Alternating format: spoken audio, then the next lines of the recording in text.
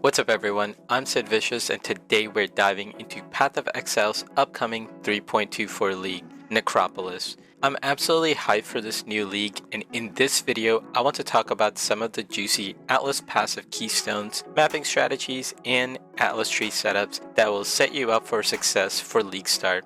Let's kick things off by discussing some of the keystones that have been removed: the 7th Gate, Growing Horde, All Hands, Stream of Consciousness, Grand Design, and Wandering Path.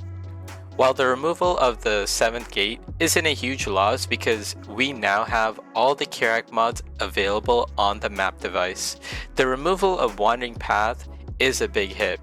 This forces us to rethink our Atlas progression strategy, as Wandering Path was a premium and irreplaceable keystone.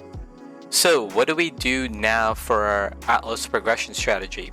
Well, there are a few keystones to mention. Unwavering Vision keystone is going to be absolutely insane for the early game. It grants us 20 Atlas points, but the downside is that scarabs cannot be found in your maps and you cannot use fragments other than divine vessels. This keystone will boost our Atlas tree by allowing us to get Atlas points quicker than before. Another two keystones worth mentioning are Fear of the Light and Prospero's Wager. These keystones are mainly for experienced players, but are something to keep in mind as we play the new league.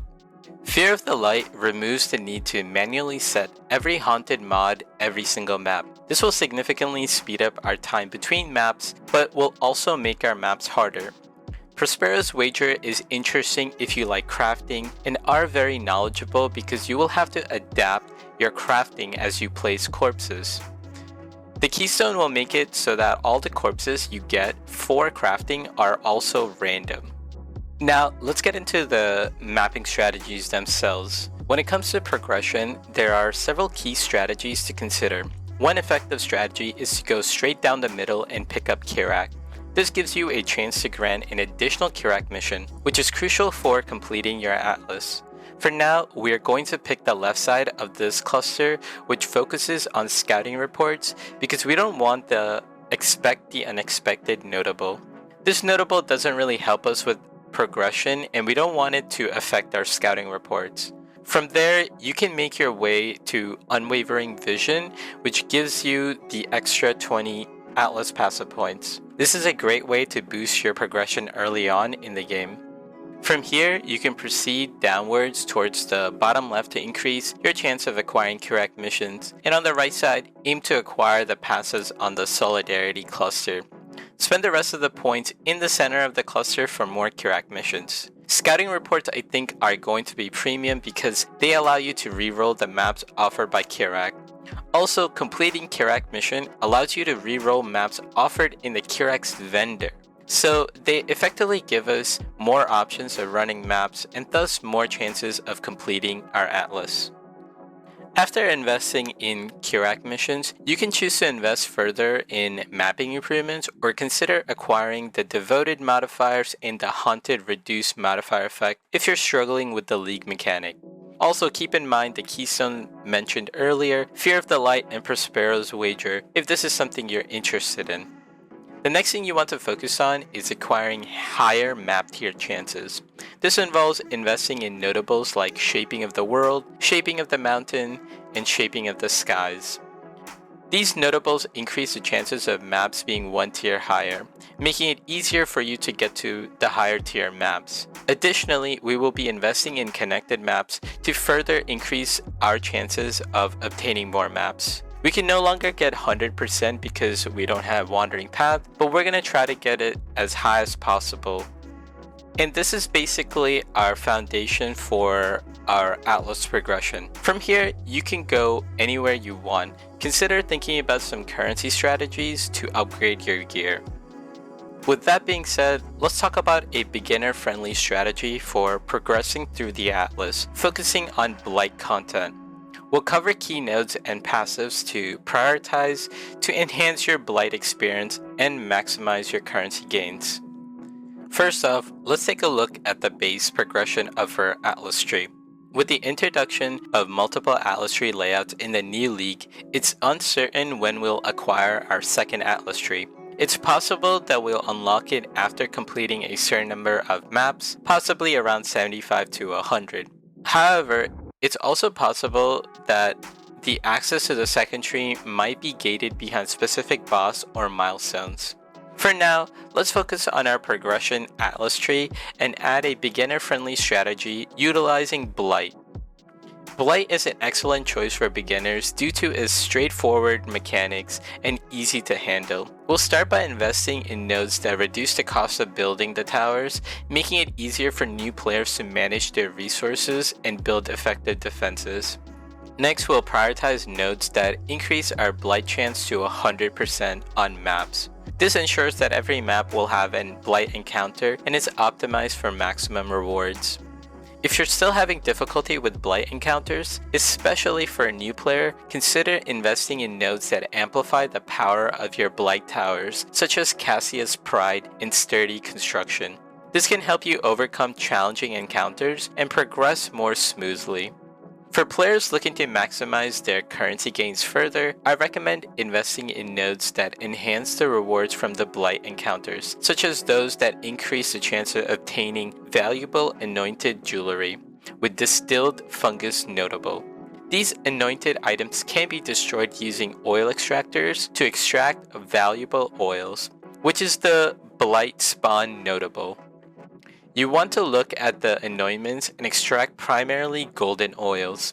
Finally, consider investing in nodes that increase your chances of encountering valuable Blight chests in your maps, such as Epidemiology and the small nodes next to it. These chests can contain valuable rewards that can further help your currency gains. Primarily, what you're looking at is to sell blighted maps or rare oils. Rare oils consist of tainted oil, golden oil, silver oil, and opalescent oil.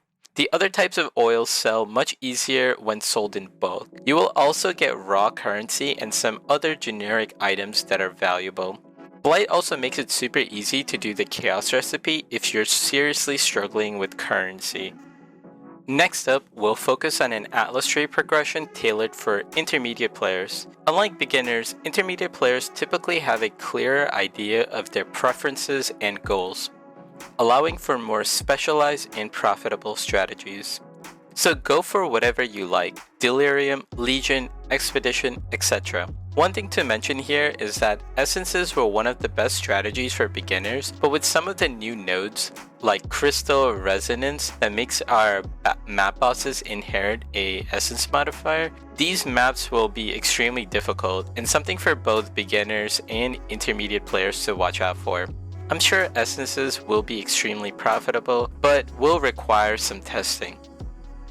Let's talk about what I actually plan to do, which is focusing on June or the Betrayal mechanic.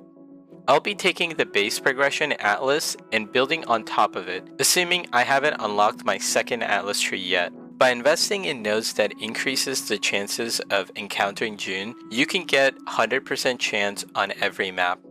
I plan to sell the scarabs obtained from the safe houses, and additionally encountering Katarina to farm veiled chaos orbs, which are highly sought after even in the beginning of the league.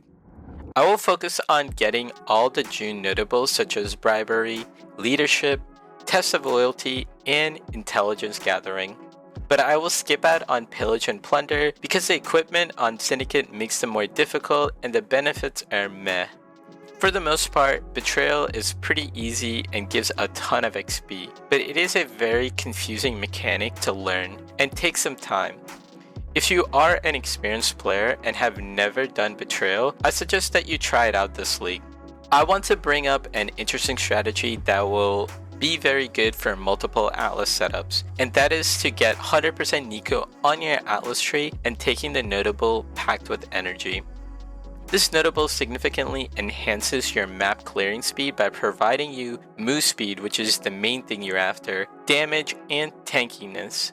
I'll be fitting this on every Atlas tree for the most part. As you progress further into the Atlas tree, consider investing in nodes that increase map drops for Conqueror, Shaper, and Elder, and Synthesis maps. These maps can be lucrative and further help your currency gains. Synthesis maps this league will be specially expensive since completing synth maps will be the only way to get Cortex.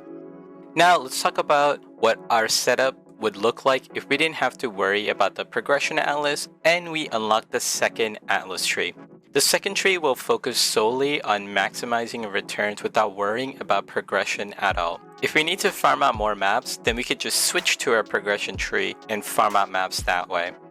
So starting off, the strategy starts with going down the Niko nodes and prioritizing getting to Packed with Energy. From there, the path will lead up to Unwavering Vision, which grants us an additional 20 points, crucial for laying out our brand new Atlas tree. Next, the focus shifts to acquiring all the Niko nodes followed by all the June nodes to get 100% on both masters, ensuring a foundation for profitable encounters. Then we're going to pick up all the June nodes except for Pillage and Plunder. After this, we will focus on Beyond by taking the gateway to go the other side of the tree. While we're on that side, we will also pick up the League Notables to acquire Devoted and Reduce Haunted effect, which can enhance mapping efficiency. The strategy then goes all in on Beyond to farm Tainted Currency, which can be incredibly valuable, especially Tainted Fusing and Tainted Jeweler Orbs. While the high-end items are more suitable for later on in the league, these Tainted Currencies can offer significant value early on. We will pick up Fiendish Opulence, Demonic Power first, then go to Scent of Blood to get more chances on Beyond on our maps. Finally, we will get Torn Veil and Pale Clarion. We will also pick up all the small notables in the Pale Clarion for more item quantity from Beyond. From here, we will also pick up all the small notables for Embers of the All-Flame, as some of the rewards are interesting. GGG revealed some of the names of the All-Flame and they seem rewarding. Not to mention there are some All-Flames called the Flaring All-Flame that are of particular interest. Finally, we are pretty flexible to go either blue or red altar. Now, since they remove sections, probably the blue altars will be better. If we need more power, we can spec into shrines either before we spec into altars or after. If you don't need more power, you can focus on more currency options. With Unwavering Vision, you'll be around 124 out of 152 Atlas points, which is absolutely insane. You don't even need to do invitations or any difficult content to have so many Atlas points. But if you end up getting 152 out of 152 Atlas points, you can go and add even more content. I would probably go with Delirium since it's a pretty fast mechanic, but you can go into whichever direction you like. Those are the main setups for my Atlas tree. Additionally, I've been developing a strategy centered around destructive play and thorough exploration. However, I'm currently questioning the profitability of invitations and plan to save the discussion for a future video. I'll definitely be testing it out in the upcoming league to provide more insights. If you found this video helpful, please consider liking, commenting, and subscribing for more content. Your support is greatly appreciated. I'm Sid Vicious, and I will see you later.